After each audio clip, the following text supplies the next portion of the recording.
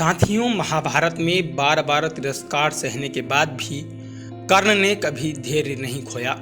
अपने अस्तित्व को कायम रखते हुए कर्ण ने अपने ज्ञान और आचरण से महाभारत के महारथियों के बीच अपनी एक अलग ही पहचान बनाई।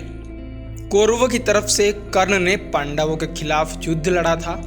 बावजूद इसके कर्ण को एक सम्मान की दृष्टि से देखा जाता है। कर्ण को श्राप के कारण जीवन भर कष्ट भोगने पड़े और वो सम्मान और हक नहीं प्राप्त हुआ जिसके वे हकदार थे। कर्ण युधिष्ठिर और दुर्योधन से उम्र में बड़े थे, बावजूद इसके उन्हें इन दोनों के सामने ही झुकना पड़ता था। कर्ण कुंती के पुत्र थे। एक दिन उनके राज्य में जब महर्षि दुर्वासा पधारे तो उनका आदर सत्कार किया।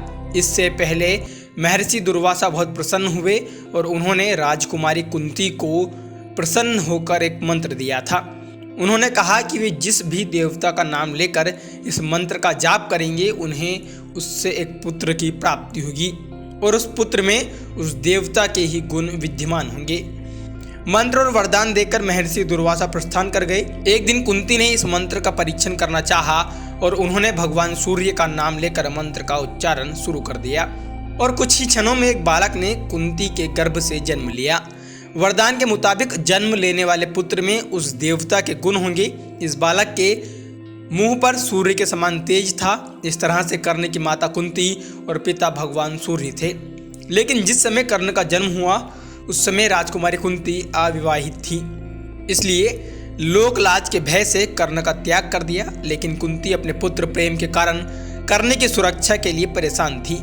तब कुंती की प्रार्थना पर भगवान सूर्य ने सुरक्षा के लिए कर्ण को अभेद्य कवच और कानों में कुंडल दिए। सूर्य से कवच मिलने के बाद कुंती ने कर्ण को एक टोकरी में रखकर गंगा नदी में बहा दिया। अधिरथ नामक एक व्यक्ति को नदी में टोकरी में बहकर आता हुआ बालक दिखाई दिया और इस व्यक्ति ने इस बालक को अपने पुत्र के रूप में अपनाया।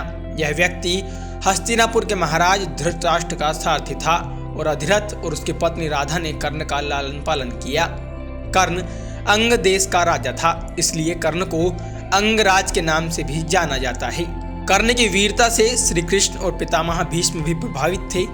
ये दोनों ही कर्ण की प्रशंसा करते थे।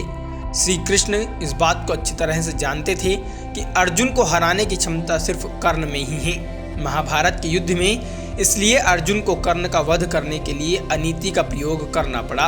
अर्जुन ने कर्ण का वध उस समय किया जब कर्ण के रथ का पहिया भूमि में धंस गया था और वे उसे निकाल रहे थे और उस समय कर्ण निहत्थे थे। तभी अर्जुन ने कर्ण पर तीरों की वर्षा कर दी और इस प्रकार रणभूमि में कर्ण वीर गति को प्राप्त हुए।